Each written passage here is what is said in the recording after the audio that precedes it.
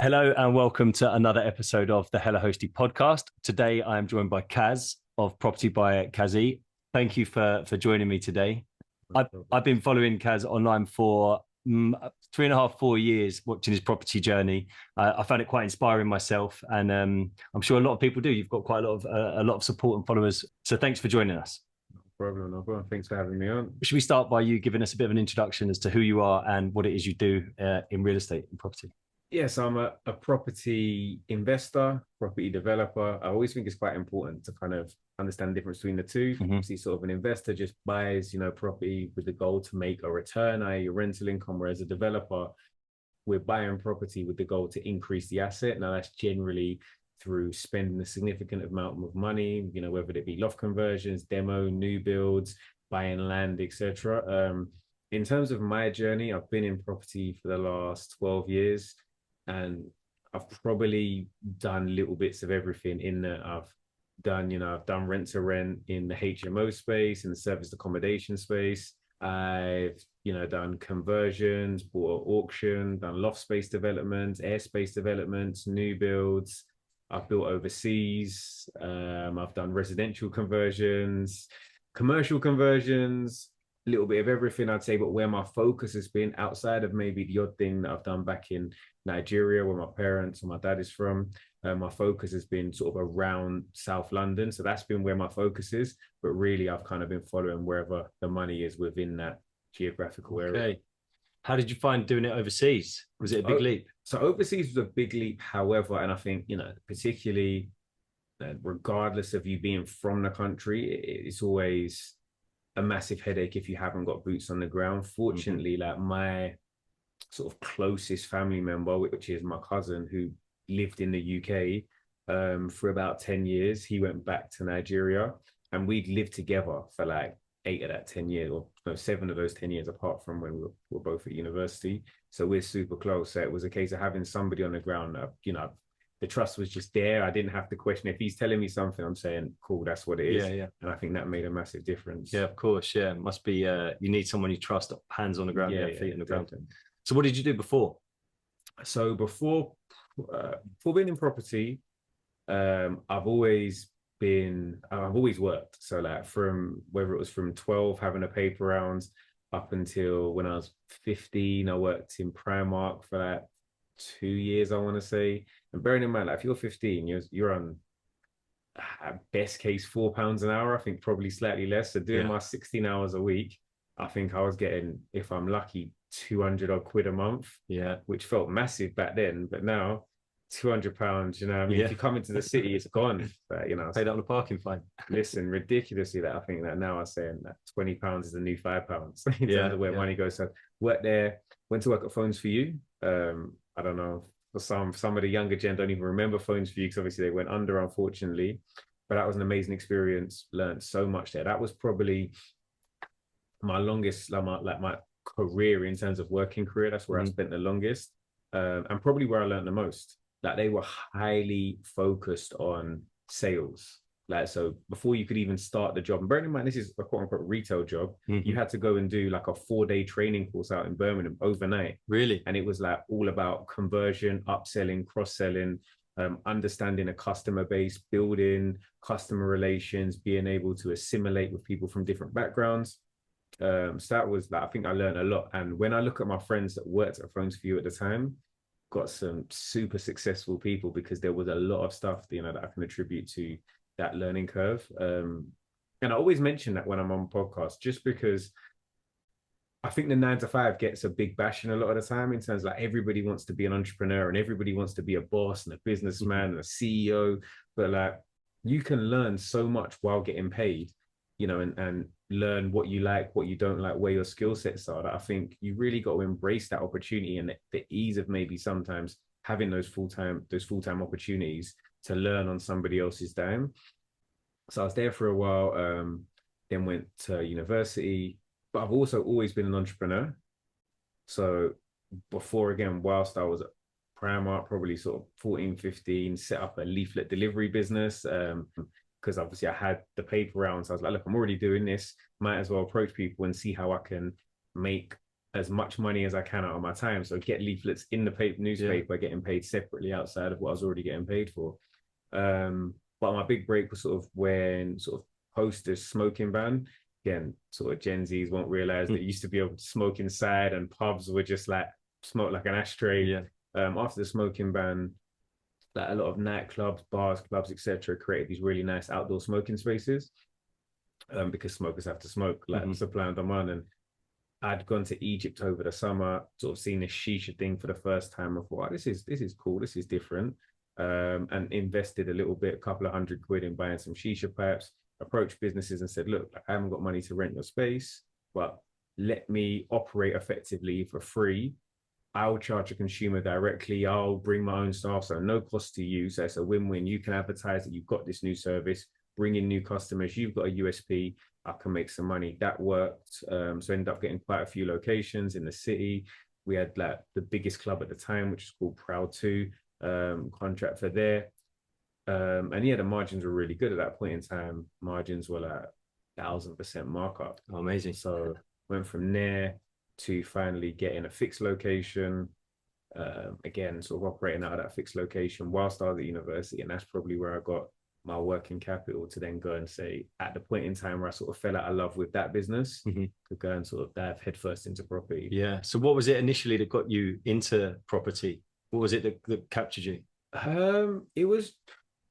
So again, I think like a lot of us, I grew up on Homes Under the Hammer. I'd always been interested in property, in ownership, the fact that it's tangible, the fact that you can touch it.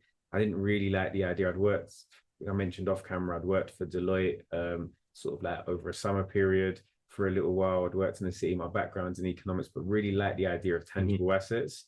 And I think, you know, I had the bar, had the stuff that was really time consuming in terms of like late nights, and wanted to find something that I could kind of control how I worked and when I worked more, and seeing other people doing it. Like I remember, I told this story before, but like I remember speaking to this guy who was like sort of Windrush generation. So from that sort of Caribbean migration to the UK, and he'd worked as a taxi driver, sort of all his life. Like at the time, he's maybe in his sort of, I think, 70s, worked as a taxi driver, but had bought a house on the equivalent of Right to Buy in Notting Hill. Okay. That's at that point in time, Notting Hill wasn't, we say Notting Hill today, now, we're like, Notting Hill, like eyes are like money signs, but at the time, Notting Hill was, you know what I mean? It was like what Brixton was. It was what maybe areas like a Plumstead kind of still is. It was very much like African Caribbean communities,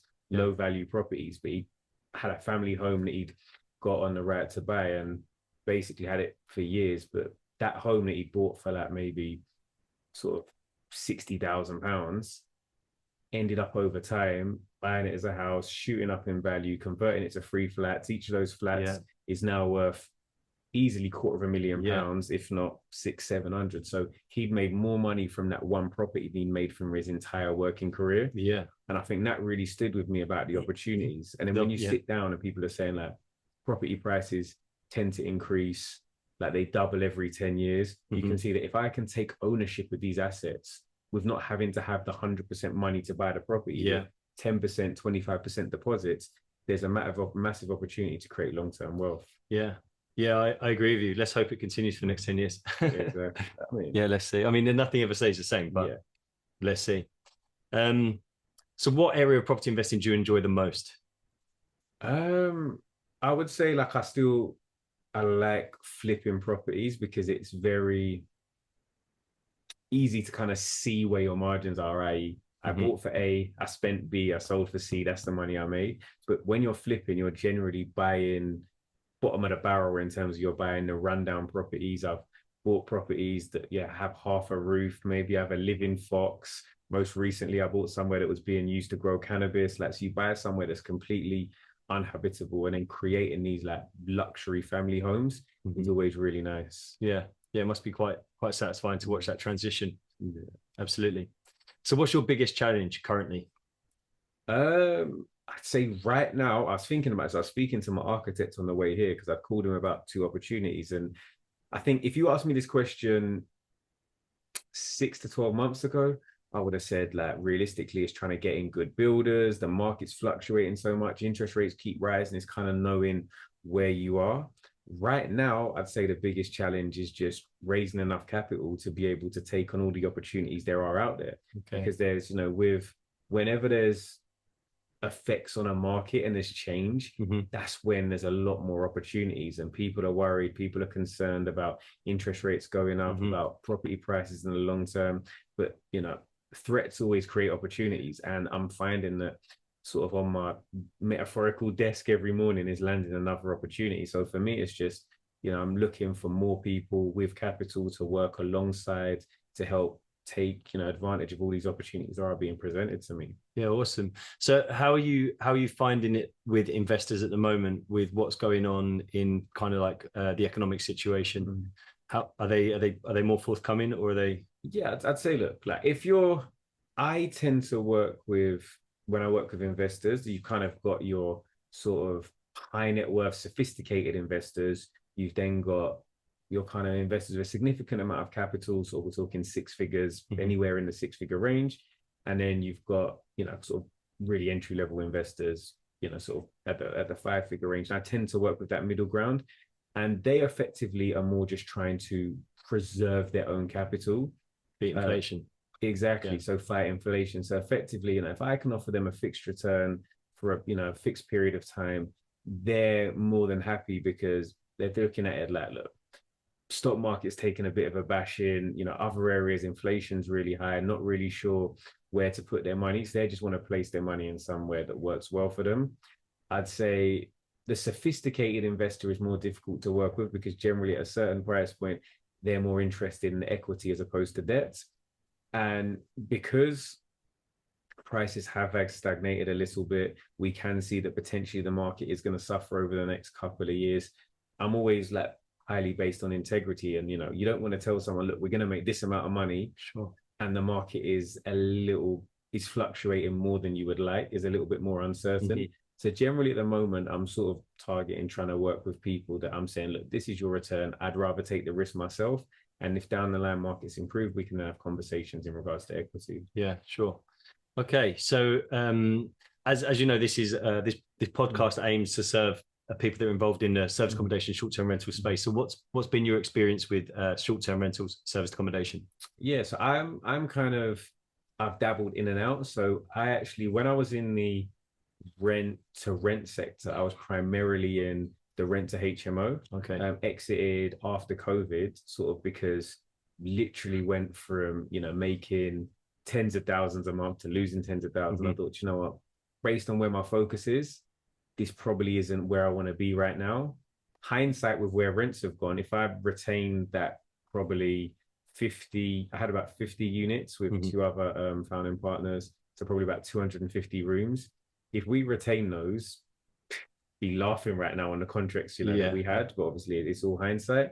In terms of the rent to SA space, I think it's an amazing time for it. Like rents are high, which again, it depends if you're looking at if it's rent to SA or ownership, but it's working really well for the properties that we do have on board. Try and utilize, because it's not my full-time thing, try and utilize as much systems and tech. So I can tell you kind of some of the stuff I've used, and you can give me some feedback if I'm wasting money or if you think it works. So I do use like Price Labs. Yeah, I'm a big advocate for dynamic pricing. I think it's such an important tool. Yeah. So yes, I think So Price Labs, for those that don't know, obviously it's dynamic pricing in terms of price is based on demand, as opposed to just here's my fixed rate and price whenever. So got some units over in Crystal Palace, and with things like the Wireless Festival go in there, go from like the 2 beds getting 180 a night at those points up to 500 in a couple of nights over like really high demand periods. What else did we use? It's funny, because to be fair, my VA uses most of it, but it's another software that basically just brings everything together. Channel Manager. Yeah, so I can't remember which one it is that we use. Yeah, can you throw out some names? I would do, but we're about to launch our own. Can't even promote them. So potentially we may be transitioning, obviously, subject to getting the right, brand ambassador roles. But yeah, so effectively, so use the Channel Manager and use all these things. And I think if you are going to get into the space, if you don't optimize and systemize, you're going to find that you're spending way too much time responding, chasing cleaners, chasing, check-ins, check-outs. And I think that's something that's made it viable. But when I'm speaking to some of the guys and girls in my community, they're absolutely smashing it. They're doing really, really well. And in terms of being able to get into the property sector in one way or another, it's definitely, a way to get in without the massive capital requirements. Yeah. A lot of people use it as a kind of segue to get deposits together, to get into like the more advanced. Because it's not just that, but outside of getting deposits together, it's building relationships. Because if over time you're going to want to speak to agents and buy houses from them, if they've seen that you've performed when it comes to renting properties from them, they're going to have more faith in you.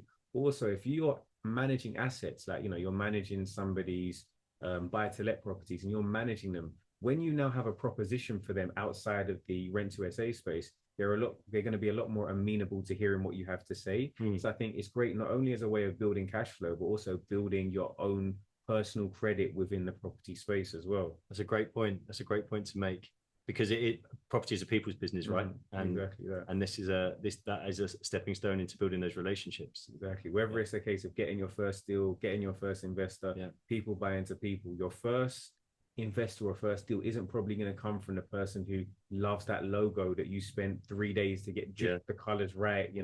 They're going to buy into you. So focus on how you can become investable or how you can perform so that people trust you to work with you in the long term. Yeah, some great advice. Some great advice. So were you involved in SA during the COVID period? Very sparingly. So yeah, very sparingly. Fortunately, again, I'm all about transitioning and what's workable. So the SAs that I had, we ended up transitioning, and we used them for long-term rentals for some for the NHS. Basically, we managed to get a contract for that. How did you find it? It was like a train crash. It was like all of a sudden all of these contracts were extremely like a heavy weight that we were carrying, and we basically said to the owners, look, I know we've got the contract in place, but there's two options. There's either keys, handshake, thank you, lovely knowing you, or we can shift dynamic and we become your managing agent. Of course, during that period, people were like, everybody was against the wall. Everyone was kind of like, what's happening? They knew people weren't really moving, so we had to sweat to get people in just to rent long term. But we did that. We managed it with every property. As I say, there was a couple that remained on rent to rent, but the majority switched to long-term tenants, and most of those units are still there with tenants in place. I think, like you mentioned it earlier, I think it's really important in property or in business in general to be versatile, to be able to pivot, because something like COVID can come along and hit you, and then you have to pivot, sink or swim. So we were fortunate we were able to do that. And I was actually really, I think maybe I'm not like a forever optimist, but I look at that period as, I mean, obviously the fact of COVID aside, what it was meant for my business, I see it as a positive thing, because it developed, got stronger, did other things, and have come back stronger. Like, business is good. But I think when it comes to like business, like a lot of the time, like people ask me stuff like, oh, what do you pay your estate agency and fees and stuff like that? And I'm like, well, I pay them what I think is fair, because it's great to be like, you can negotiate. And you mentioned like having the contracts, and I look at it on the other side of being a landlord. If somebody approaches me and they've got my property on rent to rent, they're like, look, like we physically are going to go under, but what we can do for you is, can we have a reduced period where we get our head back above water? And you can always be like, no, it's like that, but you can always be like, no, I'm not negotiating, I'm not whatever. But the reality is, it's going to come back and bite you a lot of the time. Yeah. So whether that be the case of, like I said, whether that be you negotiating how much you're paying a landlord, for example, on a rent to rent deal, you can try and squeeze them for every penny if you think that they're desperate. But the reality is, they're probably not going to be the same person who's going to come back and recommend you to their 5 other friends that are landlords, or maybe they've got 5 other properties you don't know about. So I think business is very much a give and take business. I think that's something that people do need to remember. Like, you can be the heavy negotiator, the guy in the pinstripe suit per se, but a lot of the time it's going to scupper your own growth. Yeah, absolutely. And like building those relationships with people, you're right. If somebody has a rough deal with you once, they're not going to do a second deal with you, and they're not going to recommend you to somebody else. Like I mean, it might sound really cliche, but a lot of the property owners that we work with, they're like close friends of mine now. We've been working together for over 10 years. So, you know, we've got real good relationships. And word of mouth has, you know, that takes a long time to get going. Word of mouth, that's not going to happen in your first 6 months of a year of business. But word of mouth has taken off, and that's been nurtured. So what do you spend most of your time doing as a property investor, developer? So I think for a long time, and like if I'm very honest with myself, like when I reflect and I say, you know, I spent too much time trying to do everything in terms of like being very anal when it came to running a business, wanting to know, be responsible for everything, wanting to deal with every aspect of the business. But over the last couple of years, and I think that's probably one of the blessings of COVID, of not being so busy, allows you the time to work on the business rather than in the business. So whereas before, like, you know, I'd be doing property management, dealing with like, you know, however many tenants, like, and I was working 5 full-time jobs within the business. So now I'd say I focus more on acquisitions and investor relations. I focus more on finding the next deal because that's where my strength is. That's what's always made money. And if I'm spending time going back and forth with a tenant over an issue that could take all day or a couple of days, I could miss out on all of the opportunities that actually make the money to pay everybody else. And I think it's finding the right people for the right place. And there's obviously that principle of like, you know, if you're the best at everything in your business, that's the potential of your business is just you. Whereas if you get great people in to fill those roles, whether that be in sales, property management, administration, accountancies, and the external forces as well. You know, the external experts, like having, you hear a phrase a lot of the time, which is like your dream team or your power team, and relying on the expertise of those people. So probably acquisition for new deals is where I spend a lot of my time.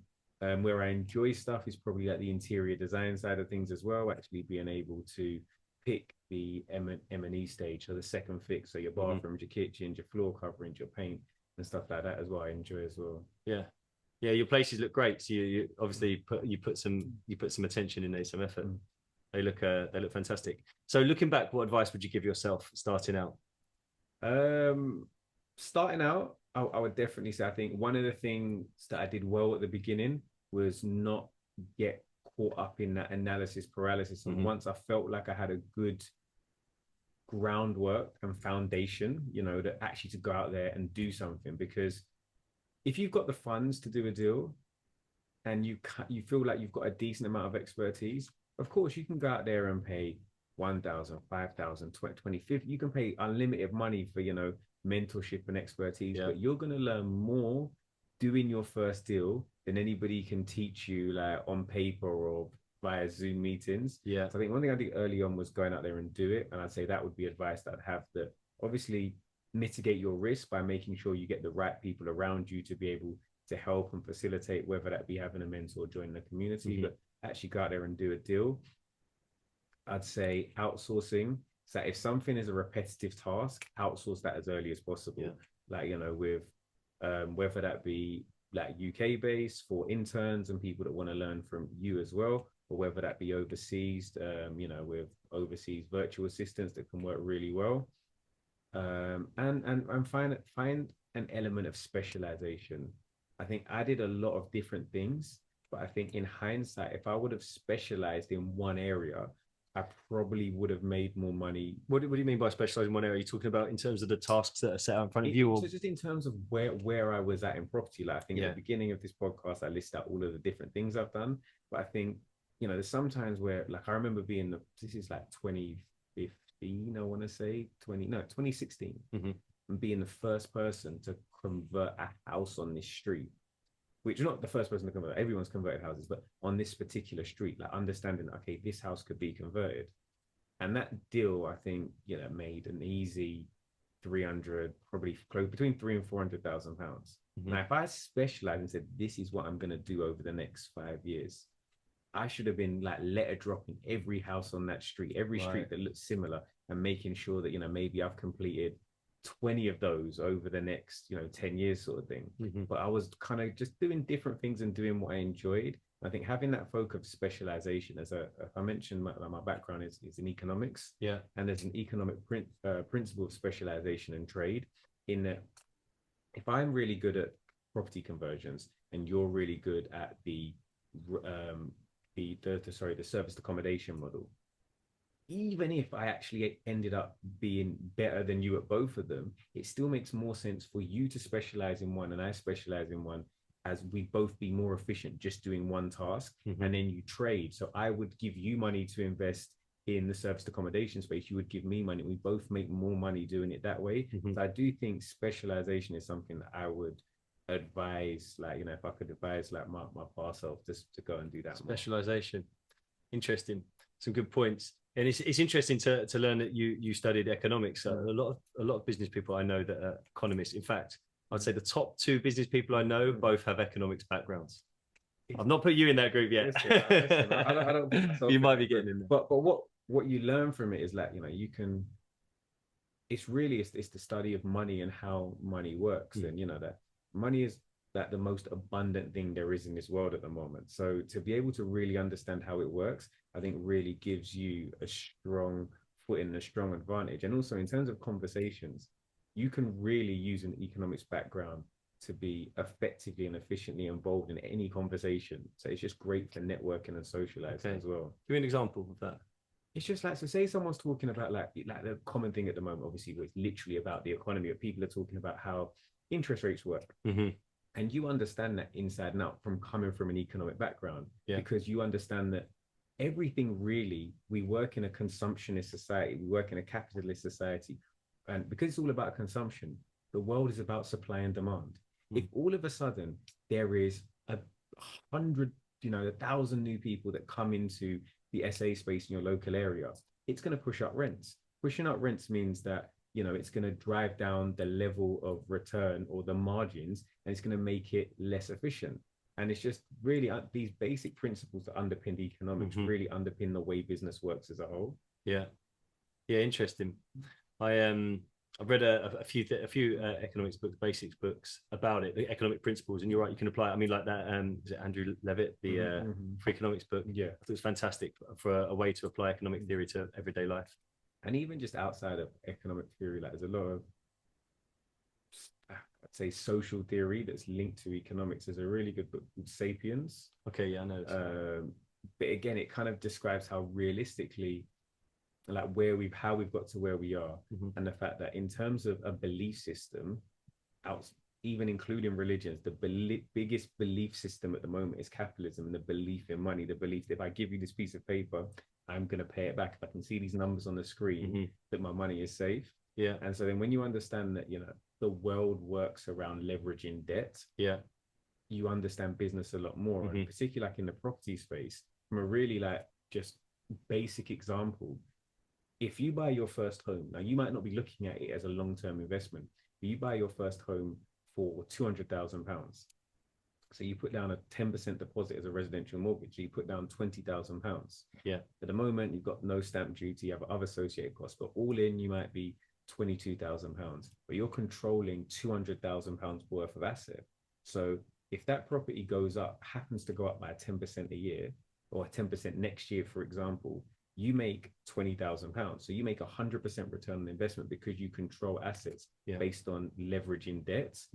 And the reality is when we talk about, ownership, one of the hardest things is actually saving for that first deposit. It's why we see that the average age of a first-time buyer now is like 36, 37. So if you're able to buy earlier and understand leveraging debt, then you become part of the owner's as opposed to part of the people that are struggling to get on the ladder. Yeah. So leveraging debt. Yeah. Interesting. So I've seen I've seen you have the PBK community, Property by Kazy community. Yeah. Do you want to talk to us about that a little bit? Yeah. Cool. So the PBK community basically started up because I was constantly getting messages, stops, like, can you mentor me? Can I shadow you? Can I be an intern? When are you going to put out a course? And I think those things weren't really what I wanted to do at that point in time. It's just, I was trying to think, how can I service like the people that have really helped me? They've supported my journey, but also make it worth my while. So I set up basically a community. So there is myself, in a WhatsApp group, and then we have like socials and meetups and like weekly Zoom calls as well. But effectively, it's a community of property investors that want to take their property journey to the next level. We've got some people in there that are doing the SAs, got people in there that are doing large scale developments, HMOs, all different sorts of things. But you can benefit from the expertise of all of these people. And also, I have a lot of my power team in the group as well. So you pay $199 a month to be in the community. But in there is a architect, is an accountant, is a solicitor, is a structural engineer, is a mains contract builder, and is my PA as well, who works with people, you know, average values of 500 million. So there's loads of people that their hourly rates tend to be in the hundreds of pounds, some of them even more so. So you have all of their expertise, and then it's really about just helping you, people being like that sounding board for, look, I've seen this deal, what do you think? People throwing floor plans and be like, look, I want to change this house, what do you think this is going to work? And it's just creating that sounding board of that community, because a lot of the time you might know a lot of the stuff that you need to know, but because we're playing with big numbers, making a mistake can be really costly. And just the peace of mind that actually, you know what, I've got people that have done this before and they can help me. And then we have the Zoom meetings as well. So they're always going to be on things that people have asked to learn more about. So we've had them on commercial conversions, residential conversions, the pitfalls of buying at auctions, how to do deal analysis. We also have like our in-house spreadsheets that we use. And we had our social at one of my projects recently. And it was just great to see, like I'd say, like numbers wise, 70% of people had, you know, found a deal within the first 6 months of doing things. We've got some great examples of case studies. Like one of my guys that used to be a footballer joined the community. Like he's actually someone that I knew, but he joined it, you know, not like on like, can you put me in for free? He just joined it. He's now onto his second deal in the first 6 months. And first deal was looking at making 100K. Second deal is probably going to be slightly less, about 80K, but we've seen the success of it as well. So yeah, I'm just happy that it works. That's what we know. When you start something, you're like, oh man, is it going to be good? But it's been amazing. So far, so good. Yeah, awesome. Great. Kazy, so thank you for joining me. If people want to find out more about you and about the PBK community, how can they do that? So again, PBK community, we're like a Mayfair exclusive club. We kind of doing one in, one out. So end of October, we're going to be, end of September, we're going to start taking more people in again. So you can join our mailing list. So if you go on Property by Kazy, that's Kazy, the Instagram, the link to our mailing list is there, and you'll get the exclusive first time offers of when we are like taking new members again. I am sort of all over your socials. It's all the same, Property by Kazy, BYKAZY. That's Instagram, Facebook, TikTok, YouTube. YouTube is where some of the longer form content is. And then if you want to connect with me directly, it's Kazim Ali Balogan on LinkedIn. Awesome. Thank you so much. Appreciate you, man. Thanks for having me on. Thank you.